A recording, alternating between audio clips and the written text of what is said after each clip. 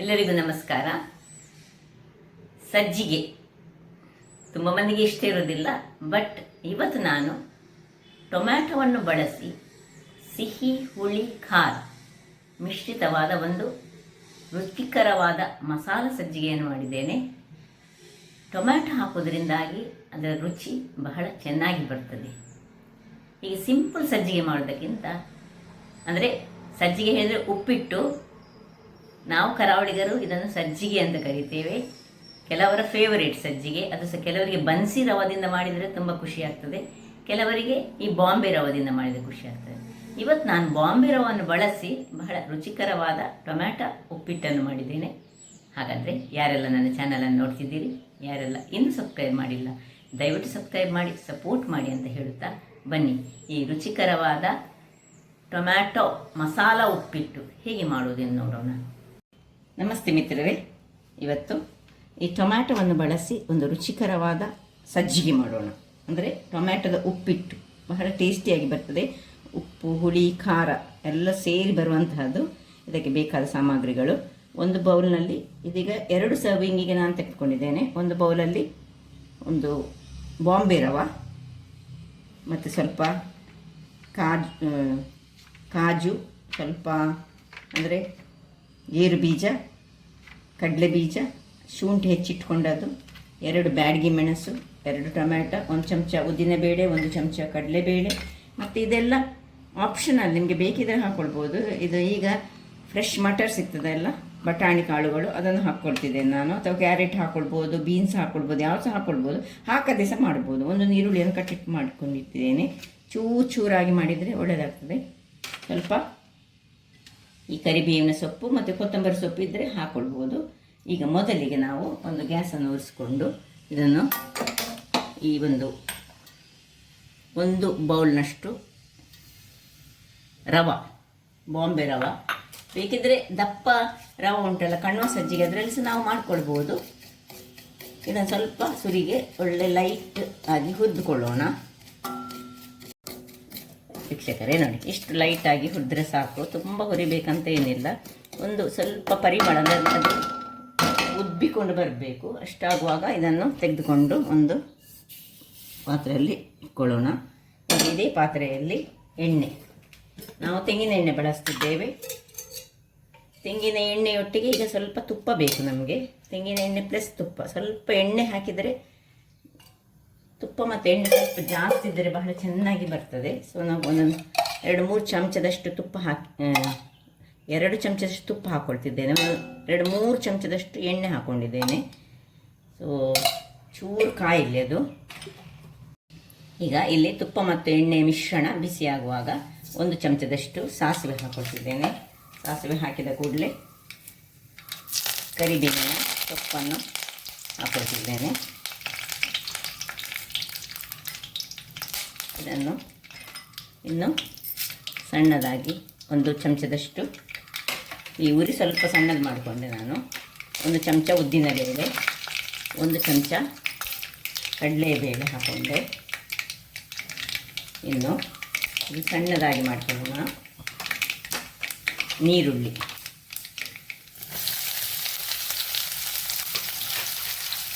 ಅದರೊಟ್ಟಿಗೆ ಈ ಕಡಲೆಕಾಳು ಮೊದಲೇ ಹಾಕ್ಕೊಳ್ಬೇಕಿತ್ತು. ನೀರುಳ್ಳಿ ಹಾಕೊಳ್ಳೋ ಮೊದಲು ಕಡಲೆಕಾಳನ್ನು ಹಾಕ್ಕೊಂಡು ಸ್ವಲ್ಪ ಅದರಲ್ಲಿ ಅದು ಒಳ್ಳೆ ಫ್ರೈ ಆಗಲಿ. ಸಣ್ಣ ಉರಿ ಇಟ್ಟುಕೊಂಡು ನಾವು, ನೀರುಳ್ಳಿ ತುಂಬ ಕಾಯಲಿಕ್ಕಿಲ್ಲ, ಅದಾದಲ್ಲಿ ಕಾಯಲಿ. ಇದನ್ನು ಸಣ್ಣ ಉರಿಯಲ್ಲಿ ಇಟ್ಟುಕೊಂಡು ನಾವು ಈಗ ಒಂದು ಮಿಕ್ಸಿ ಜಾರನ್ನು ತೆಗೆದುಕೊಂಡು ಇಲ್ಲಿ ಇದರಲ್ಲಿ ಟೊಮ್ಯಾಟೊ, ಇದು ನಾನು ಊರಿನ ಟೊಮ್ಯಾಟೊ ತೆಗೆದುಕೊಂಡಿದ್ದೇನೆ. ಚೂರು ಹುಳಿ ಇದ್ದರೆ ಒಳ್ಳೆಯದಾಗ್ತದೆ. ಸೊ ಟೊಮ್ಯಾಟೊವನ್ನು ಕಟ್ ಮಾಡ್ಕೊಳ್ತಿದ್ದೇನೆ. ಇದನ್ನು ತೆಗೆದುಕೊಳ್ಳೋಣ. 2 ಟೊಮ್ಯಾಟೊ ಹಾಕಿದರೆ ಚೆನ್ನಾಗಿ ಬರ್ತದೆ.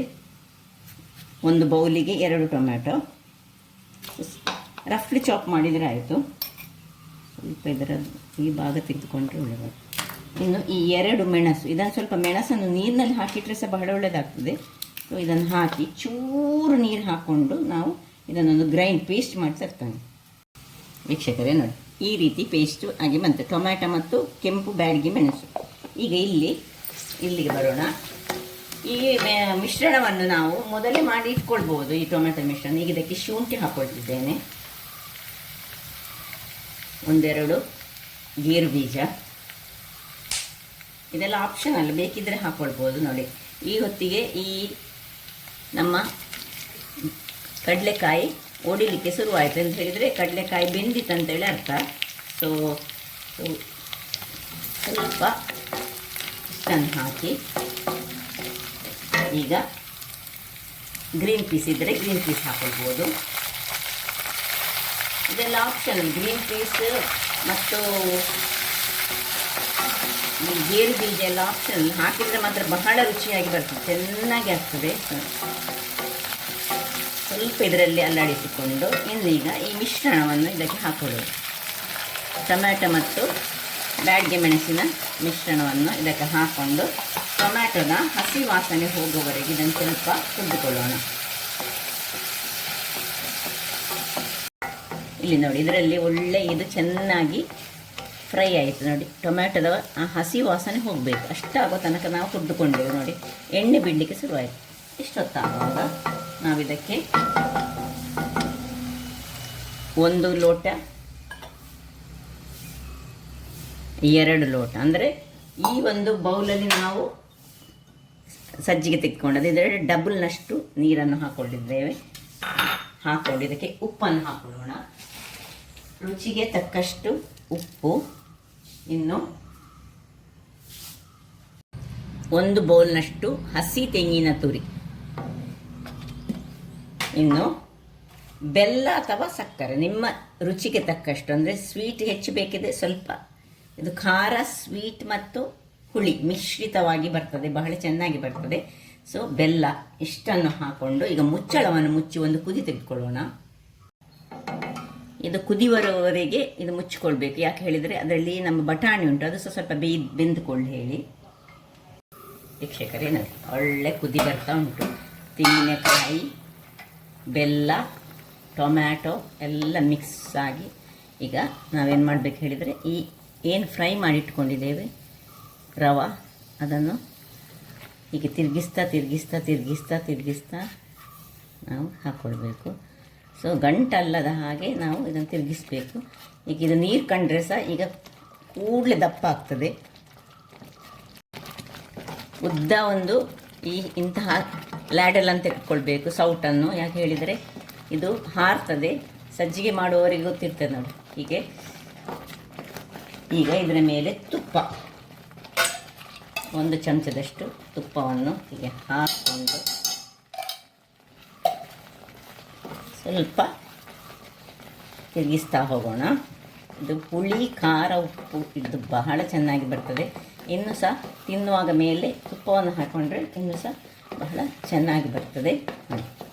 ಆಯಿತು, ರೆಡಿ ಆಯಿತು. ಇಷ್ಟ ಆಗುವಾಗ ಇದನ್ನು ಆಫ್ ಮಾಡ್ಕೊಳ್ಳೋಣ. ಆಫ್ ಮಾಡಿಕೊಂಡು 1 ಚಮಚದಷ್ಟು ತುಪ್ಪ ಇದರ ಮೇಲೆ ಹಾಕಿದರೆ ಒಂದು ರುಚಿಯಾದ ಟೊಮ್ಯಾಟೊ